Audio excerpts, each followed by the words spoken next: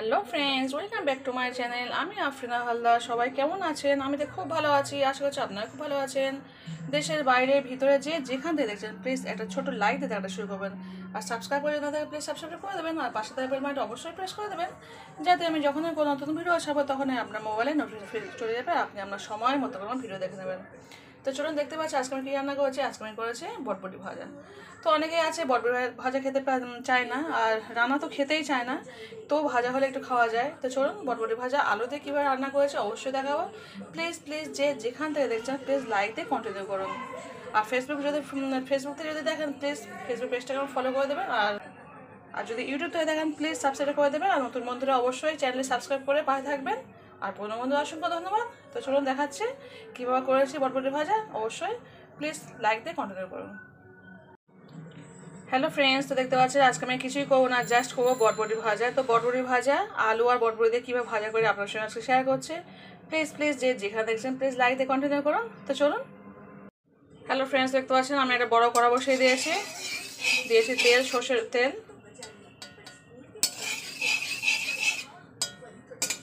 একটু দিয়ে দিলাম 1 চামচ কাঁচা গোটা জিরে, দিয়ে দিচ্ছি 2টো শুকনো লঙ্কা গোটা। একটু তেলে ভাজা করে নেবো।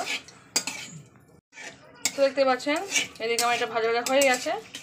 তো চলুন এবার দিয়ে দেবো আমি পেঁয়াজটাকে। দিয়ে দিচ্ছি পেঁয়াজটাকে একটু ভাজা করে দিতে হবে।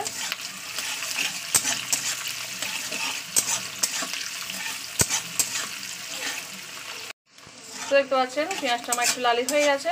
তো আমি এই পর্যায়ে দিয়ে দেবো যা আলু আর বটবটি কড়াটা কেটে রেখেছি সেটাকে সবটা দিয়ে দিচ্ছি একসঙ্গে।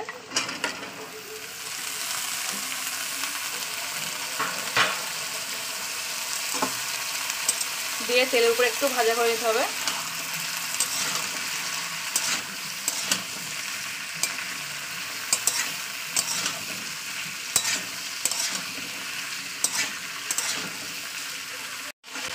তো দেখতে পাচ্ছেন আমি 1 থেকে 2 মিনিট একটু তেলের উপরে ভাজা করে নিয়েছি। তো চলুন এবার আমি এর উপরে দিয়ে দেবো 1 চামচ লবণ আর 1 চামচ হলুদ গুঁড়ো।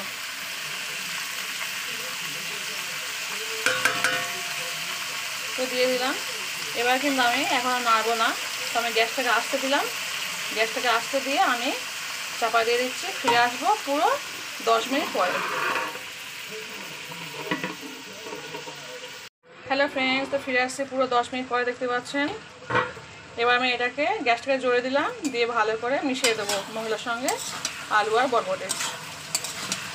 গ্যাসটা কিন্তু আমি আজ আসতে দেবো না, কারণ এতক্ষণ আসতে ছিল সিদ্ধ হওয়ার জন্য। তো চলুন দেখা যাক সিদ্ধটা হয়েছে কিনা চেক করে নিই একটু।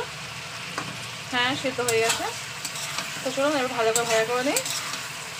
ভালো করে ভাজা করে ফিরে আসবো। তো এর মধ্যে দিয়ে দেবো কাঁচা লঙ্কাটাকে, যে কাঁচা লঙ্কাটা আমি কুচিয়ে গেছি দিয়ে দিচ্ছি। দেখতে পাচ্ছেন পুরো মাঝখান থেকে ফাটিয়ে দিয়েছি। তো চলুন এবার ভালো করে ভাজা করে ফিরে আসছে। অসাধারণ খেতে লাগে। বাড়িতে একবার হলে এইভাবে বটবটি যারা খেতেও চায় না তারাও এইভাবেই খাবে, খুব সুন্দর টেস্ট হয়। তো চলুন ফিরে আসতে পরে। তো দেখতে পাচ্ছেন বন্ধুরা আমার কিন্তু বটবটি ভাজা পুরো কমপ্লিট। তো যে যেখানে আছেন প্লিজ ছোটো লাইক দেখার সঙ্গে অবশ্যই ফুল ওয়াচ করে ভিডিও দেখবেন। তো দেখতে পাচ্ছেন আমার যে মানে বটবটি যে খায় না সেও কিন্তু গরম ভাতের সঙ্গে অবশ্যই খেয়ে নেবে। তো চলুন এইভাবে একটু তেল বেশি করে দিয়ে ভাজাটা করবেন, খুব সুন্দর খেতে লাগে। তো আজকে আমার বটবটি ভাজা কেমন হয়েছে কিন্তু অবশ্যই কিন্তু কমেন্ট করে বলবেন। রেসিপিটা আমি এখানে শেষ করে দিলাম, পর থেকে আবার নতুন কোনো রেসিপি ফিরে আসবো। তো আজকে পর্যন্ত টাটা, বাই, গুড নাইট, আল্লাহ হাফেজ।